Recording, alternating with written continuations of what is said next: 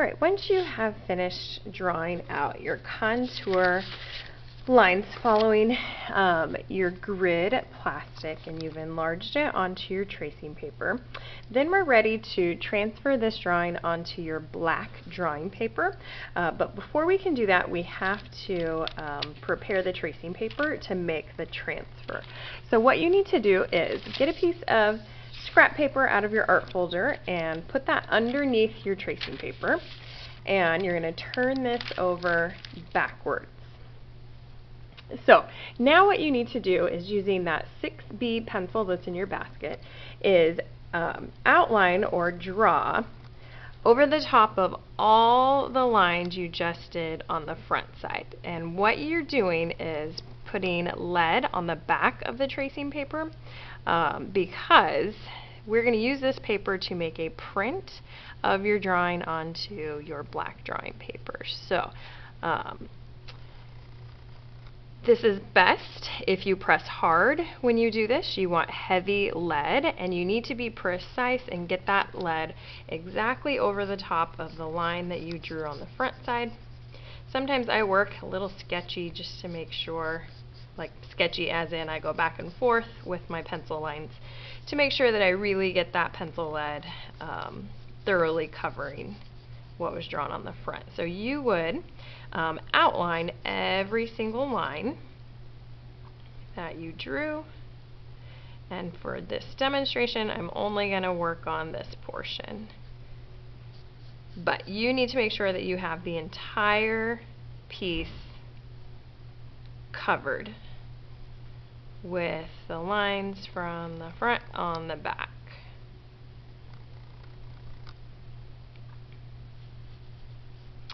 Okay, so that's all the more I'm going to draw to demonstrate. So I've got everything in row A drawn out here. So what I'm going to be doing is just printing row A for now. But you need to finish your entire drawing.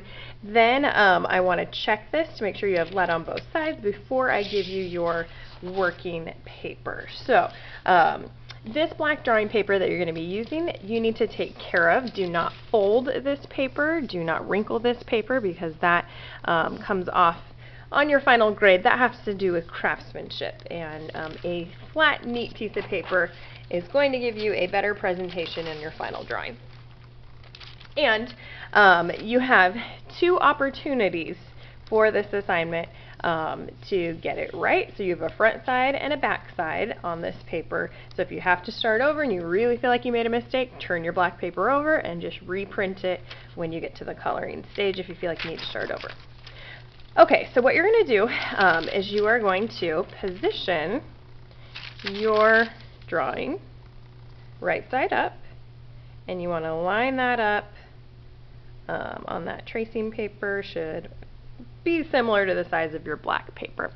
And I have pencil lead on the back side of row A, so that's all I'm going to draw to make a print for this demonstration. So you want to hold this paper still with the hand, not using the pencil. Make sure you still have your 6B pencil or the red one. And what you're going to do now is draw over the top of those lines once again, pushing pretty hard. So what's happening right now is the pencil lead that was on the back side of this tracing paper is now making a print onto the black drawing paper.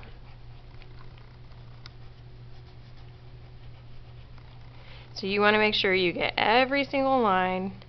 Press pretty hard when you do this.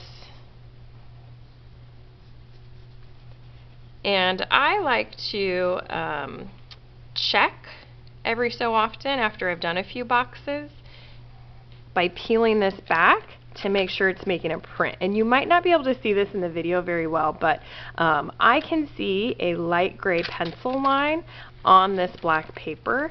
So this is working. It is, this is what you want to see when you peel it back. It's just going to be a really light gray line, but it should be visible enough that you can see your contours to know where to start to add your color.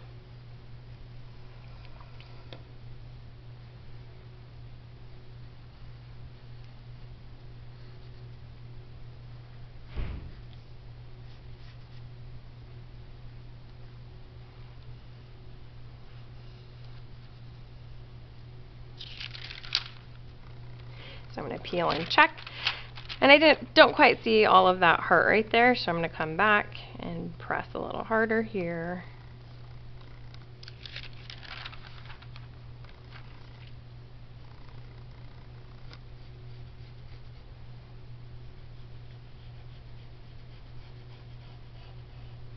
Okay, so let's see if I traced all of that letter C. So I'm going to print this letter C.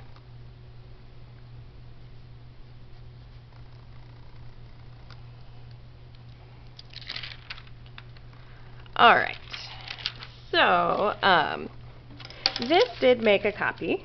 And again, I'm not sure if the video can pick it up on how light this pencil mark is, but this is exactly all I need to get started. So once you've printed your entire image on your paper, then you're ready to begin to sample your colors. So each of you will get some smaller pieces of black to sample to figure out how to create these matching colors that you see on your printed photo.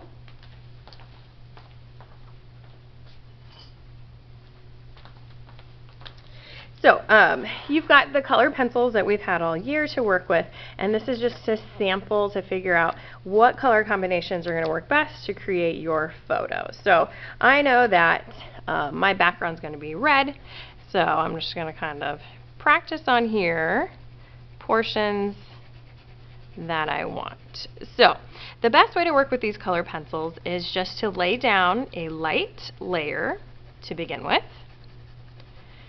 and then go back and layer to start to build up how bright and vivid it is, because you don't want to see too many of the little black specks of paper showing through your color. So the more you layer, the less black speckles you'll see. So you can see how I've built this piece up. This would just be one soft layer right here, and you can see the difference. Bolder is better. And my rainbow is kind of glowing along the edge, so I'm going to see if I can recreate that on my practice paper. I see what happens if I layer white over the top of my red. See if I can get it to have that brighter glow. Okay, and I might layer in some yellow. And that I do like. So even those of you who are working with white, if you have a lot of white background in your label, you still need to use a white color pencil to turn that black paper white where you see white. If your colors fade and blend, you should practice that first. So if you look at the hat fades from dark green on the edge to bright green in the middle, so I would want to practice that. So I'm just going to start with kind of this base green.